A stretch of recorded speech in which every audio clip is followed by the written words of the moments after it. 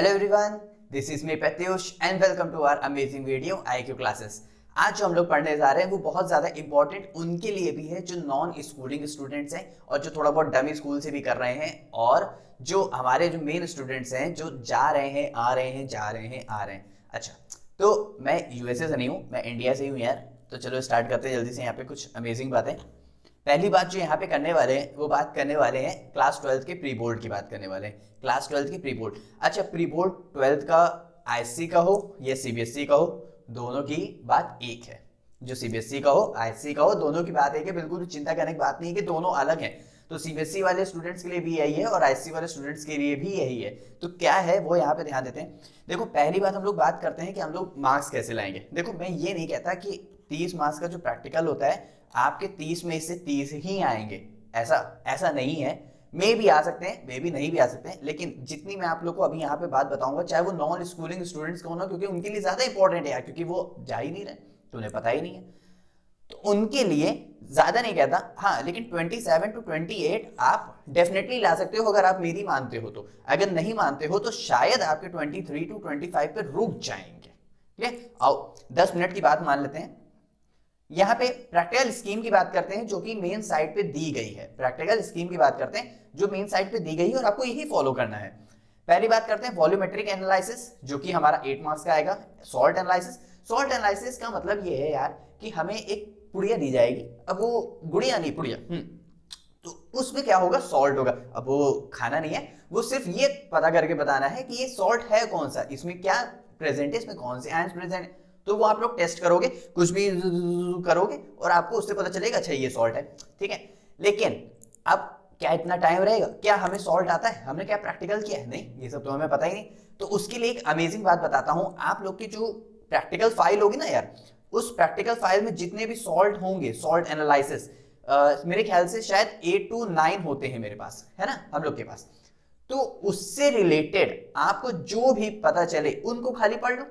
उसके बाद एक ट्रिक के बारे में बता रहा हूं यार, चीटिंग नहीं करना। एक ट्रिक के बारे में बता रहा हूं।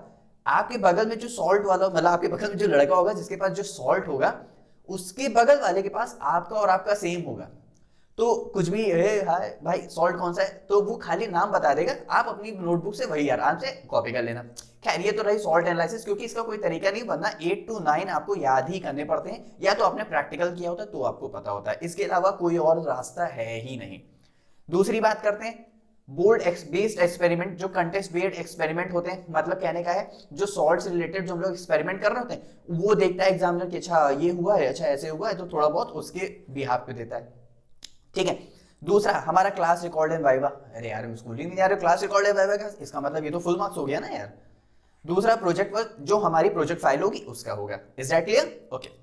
तो यहां से यहां तक आपको पहुंचने के लिए अगर आप कुछ नहीं कर रहे हो तो आपको 22 से 25, 23 से 25 मार्क्स मिलने ही मिले। लेकिन अगर आप लोग को, देखो भाई, जाहिर सी बात है, अगर मान लेते हैं 70 में से 33 पासिंग होता है, बहुत बहुत बढ़ाते तो 35 पासिंग होता है। लेकिन अब यार बोर्ड प्रैक्टिकल में भी हमारे पास जो 30 में से ऑलमोस्ट जो पासिंग होता है वो हमारे पास 14 तक पासिंग होता है। लेकिन यार अब अगर मान लेते 10 आ रहे हैं तो 4 मार्क्स ऐसे बढ़ेंगे ना, तो इसी वजह से यार। चलो आगे ध्यान देते हैं। अब बात करते हैं कि प्रोजेक्ट वर्क और वाइवा क्वेश्चंस कैसे कैसे पूछे जाएंगे। देखो, बहुत बार बहुत जगह ये बताया गया है कि ये पढ़ लो, वो पढ़ लो, ऐसे क्वेश्चंस लगा लो, लेकिन ये सब नहीं पूछा जाता है। एग्जामिनर के पास 70-80 स्टूडेंट होते हैं यार, और वो एक सेक्शन के होते हैं, 2 सेक्शन, 3 सेक्शन ऐसे होते हैं, तो फटाफट सारे बच्चों को भगाता जाता है, फटाफट सारे बच्चों को निकालता जाता है। जो मेन टॉपिक है, जो मैंने मोस्टली 5 to 6 ईयर्स का जो मैंने रिकॉर्ड लिया है, 5 to 6 ईयर का जो मैंने रिकॉर्ड लिया, मैंने खुद जाके देखा है कि एग्जामिनर कैसे क्या क्वेश्चन पूछता है। उसकी मैं आप लोग को बात बताता हूँ। वो ज्यादातर पूछता है इलेक्ट्रोलाइटिक सेल की क्या होता है। ये 7 ईयर्स, ये 6 to 7 ईयर, 5 to 6 ईयर का ही रिकॉर्ड है यार। तो इसी वजह से 6-7 क्वेश्चन है, वरना एक ईयर रिकॉर्ड की माने तो वो सबसे ज्यादा जो पूछता है वो पूछता है एसिड बेस रेडिकल। इसके अलावा सब भाग में जाए। सबसे पहली बात करते हैं इलेक्ट्रोलाइटिक सेल। देखो, इलेक्ट्रोलाइटिक सेल में हमारे पास एक कंटेनर होता है जिसमें एक मेटल की रॉड हो, 2 मेटल की रॉड होती है, एक एनोड एक कैथोड। वो एक बैटरी से कनेक्ट अप होती है। इससे क्या होता है, करंट फ्लो होता है। इससे क्या होता है, करंट फ्लो होता है। तो एक इलेक्ट्रोलाइटिक सेल होता है और एक गैल्वेनिक सेल होता है।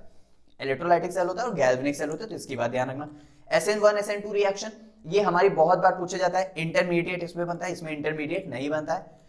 टाइट्रेशन, ऑक्जेलिक और KMNO4। मैं कहूंगा एक बार आप अपने स्कूल में से, ये जो नॉन स्कूलिंग स्टूडेंट है, या यूट्यूब पे कहीं पे भी एक बार आप लोग टाइटेनिशियन का वीडियो एक बार जरूर देख लें, आप लोग को थोड़ा सा आइडिया हो जाए क्या उसका एटमॉस्फेयर है पूरा। दूसरा बात करते हैं नर्नेस्ट इक्वेशन। अगर आप लोग ने थोड़ा सा भी अगर इलेक्ट्रोकेमिस्ट्री देखा है तो नर्नेस्ट इक्वेशन यूं हो जाएगा यार।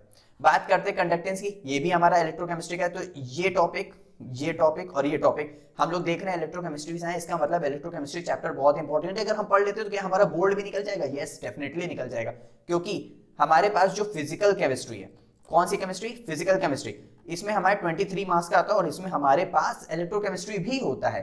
तो इसीलिए अगर आप इसको भी पढ़ लेते हैं तो बोर्ड और वाइवा दोनों निकल जाएंगे, तो एक तीर से दो निशान हो जाएंगे।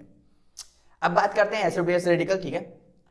KMNO4 और K2Cr2 जैसे कि यहाँ पे देखो KMNO4, इसीलिए मैंने यहाँ पे इसको यहाँ से लिया हुआ है। KMNO4 बहुत बार पूछा जाता है, तो मे भी चांस है कि K2Cr2 भी पूछा जाएगा। इनकी क्या आपको पढ़नी है? रिएक्शन। अगर आप डी एंड एफ ब्लॉक थोड़ा सा भी ओपन कर लें, या नहीं ओपन किया तो आप मेरी वीडियो सर्च कर लें, class 12th D and F block important, तो उसमें आप लोग को डेफिनेटली KMNO4 और K2Cr2 की रिएक्शंस मिल जाएंगी। अब बचा केमिकल काइनेटिक्स। केमिकल काइनेटिक्स से क्या पूछा जाएगा? First order, second order, third order? नहीं, आपसे सिर्फ पूछा जाएगा आरेनियस इक्वेशन। कौन सी इक्वेशन? Arrhenius equation. दूसरा जो हमसे पूछा जाएगा वो टी हाफ पूछा जाएगा ज्यादातर, और टी हाफ जीरो का भी पूछा जाएगा और फर्स्ट का भी पूछा जाएगा। तो बस यहीं तक तो हमारी जो भी थी सारी बातें थी कि हमारे प्रैक्टिकल कैसे जाएंगे, सर कैसे होगा। अब मैं थोड़ा सा बता देता हूँ बच्चों को, थोड़ा सा ये भी कंफ्यूजन है कि प्रैक्टिकल कैसे स्टार्ट होंगे। तो बच्चों प्रैक्टिकल जो स्टार्ट होते हैं वो स्कूल पे डिपेंड होते हैं। सबसे पहली बात, वो हर एक स्कूल पे डिपेंड रहता है कि कौन सा स्कूल कब अपना प्रैक्टिकल करवाना चाह रहा है, या फिर बच्चों के अकॉर्डिंग, या फिर विंटर्स के अकॉर्डिंग, या जैसे कोविड का माहौल चल रहा है तो उसके अकॉर्डिंग तो थोड़ा सा हो सकता है। बात करते हैं यहाँ पे प्रैक्टिकल जो हमारे स्टार्ट होंगे, या तो हमारी बात होगी यहाँ पे मिड जनवरी से स्टार्ट होंगे। इसीलिए भाई जनवरी बस आने वाला है, 2-3 दिन बचे हैं, नया साल आने वाला है, wish you very happy new year. तो यहाँ से मिड जनवरी से स्टार्ट होंगे। दूसरा, या तो आपके प्रैक्टिकल हो सकते हैं मिड जनवरी से, और जो एग्जामिनर जो क्वेश्चन पूछेगा वो हो सकता है वो फेब में भी पूछ ले, मतलब वो जो हमारा वाइवा है वो हमारा फेब में रख दिया जाए। कुछ स्कूलों में ऐसा भी होता है। और जो नॉन अटेंडिंग स्कूल्स हैं, मतलब जो नॉन स्कूलिंग स्टूडेंट्स हैं, वो जो नहीं जा रहे हैं, वो जो खाली एग्जाम और प्रैक्टिकल देने जाएंगे, उनका सिर्फ एक ही दिन होगा। और मेरे ख्याल से, जहां तक मेरा ओपिनियन है, वो 7 से लेकर के 15 जनवरी के बीच में ही होना चाहिए, ठीक है। तो अब आप लोग के पास थोड़ा सा टाइम कम बचा है, इसीलिए आप लोग सबसे पहले थोड़ा सा फोकस कर लो बचे हुए 30 मार्क्स पे, कि 100 में से अगर मान लेते हैं आप अपनी तरफ से 40 ला रहे हो और प्लस 30 हो गया, तो हमारे पास कम से कम 100 में से हमारे पास 70 तो हो जाएगा ना यार, यानी 70% तो हमारे पास केमिस्ट्री से बन गई ना एटलीस्ट। लेकिन 40 नहीं आएंगे ना, 55 के अबव तो आएंगे ही आएंगे। तो बस इतना ही करना है, 55 के अबव आ गए यानी 85 हो गया, यानी 85 तो अपने आप हो गया, ठीक है। तो अब इसके बाद मैं आप लोग को अगली वीडियो में बताऊंगा कि हमको जो हमारे पास जो 1 मंथ की स्ट्रेटेजी बची है वो कैसे हम लोग को कंप्लीट करनी है, क्योंकि 1 मंथ की स्ट्रेटेजी बहुत ज्यादा इंपॉर्टेंट है नॉन स्कूलिंग स्टूडेंट्स के लिए। और जो हमारे पास जो मेन स्टूडेंट्स हैं जो कि स्कूल जा रहे हैं, आ रहे हैं, जा रहे हैं, जो मेहनत कर रहे हैं, उनकी भी बात है। मेहनत आप भी कर रहे हो, ऐसी बात नहीं है, क्लियर। तो मिलते हैं नेक्स्ट वीडियो में नेक्स्ट टॉपिक के साथ। Bye bye.